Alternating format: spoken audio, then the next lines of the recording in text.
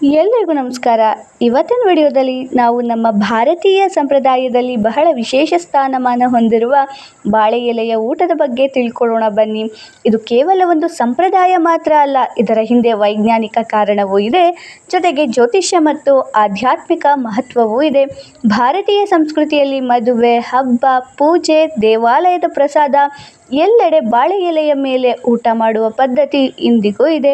ಆದರೆ ಯಾಕೆ ಬಾಳೆ ಎಲೆಯೇ ಯಾವಾಗಲೂ ಮುಖ್ಯ? ಪ್ಲೇಟ್ ಇದ್ದಾಗಲೂ ಯಾಕೆ ನಮ್ಮ ಹಿರಿಯರು ಬಾಳೆ ಎಲೆಯನ್ನು ಆಯ್ಕೆ ಮಾಡಿದ್ರು ಅಂದರೆ ಆರೋಗ್ಯದ ಕಾರಣಕ್ಕಾಗಿ.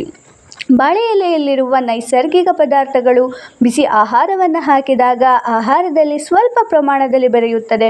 ಇದು ದೇಹಕ್ಕೆ ಉತ್ತಮ ಎಂದು ವಿಜ್ಞಾನ ಹೇಳುತ್ತೆ.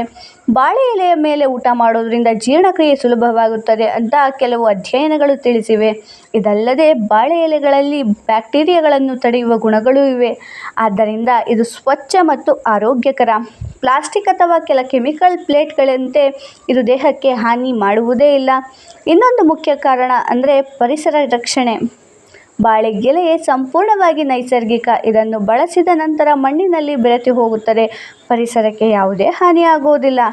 ಇದೀಗ ನಾವು ಜ್ಯೋತಿಷ್ಯ ಮತ್ತು ಆಧ್ಯಾತ್ಮಿಕ ಮಹತ್ವಗಳನ್ನು ತಿಳ್ಕೊಳ್ಳೋಣ ಬನ್ನಿ.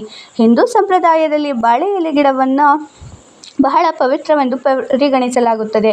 ಬಾಳೆ ಗಿಡದಲ್ಲಿ ದೇವರ ಅನುಗ್ರಹ ಇದೆ ಎಂದು ನಂಬಲಾಗಿದೆ. ಅದರಿಂದಲೇ ಪೂಜೆಗಳಲ್ಲಿ ಬಾಳೆ ಗಿಡ ಮತ್ತು ಬಾಳೆ ಎಲೆಯನ್ನು ಬಳಸುತ್ತಾರೆ. ಜ್ಯೋತಿಷ್ಯದ ಪ್ರಕಾರ ಬಾಳೆ ಗಿಡವು ಗುರುಗ್ರಹದ ಪ್ರತೀಕ ಎಂದು ಹೇಳಲಾಗುತ್ತದೆ. ಗುರುಗ್ರಹವು ಜ್ಞಾನ, ಆರೋಗ್ಯ, ಐಶ್ವರ್ಯ ಮತ್ತು ಶುಭದ ಸಂಕೇತವಾಗಿದೆ. ಆದ್ದರಿಂದ ಬಾಳೆ ಎಲೆಯ ಮೇಲೆ ಊಟ ಮಾಡಿದರೆ ಮನಸ್ಸಿಗೆ ಶಾಂತಿ ಮತ್ತು ಶುಭ ಫಲ ಸಿಗುತ್ತದೆ ಎಂಬ ನಂಬಿಕೆಯೂ ಇದೆ. ಹಳೆಯ ಕಾಲದ ಜನರು ವಿಜ್ಞಾನ ಮತ್ತು ಸಂಪ್ರದಾಯವನ್ನು ಒಟ್ಟಿಗೆ ಜೀವನದಲ್ಲಿ ಅಳವಡಿಸಿಕೊಂಡಿದ್ದರು. ಅದರ ಫಲವೇ ಇಂತಹ ಆರೋಗ್ಯಕರ ಪದ್ಧತಿಗಳು. ಆದ್ದರಿಂದ ಮುಂದಿನ ಬಾರಿ ನಿಮಗೆ ಅವಕಾಶ ಸಿಕ್ಕರೆ ಒಮ್ಮೆ ಬಾಳೆ ಎಲೆಯ ಊಟವನ್ನು ಮಾಡಿ ನೋಡಿ. ಅದರ ಸುವಾಸನೆ, ರುಚಿ ಮತ್ತು ಅನುಭವವು ವಿಭಿನ್ನವಾಗಿಯೇ ಇರುತ್ತದೆ.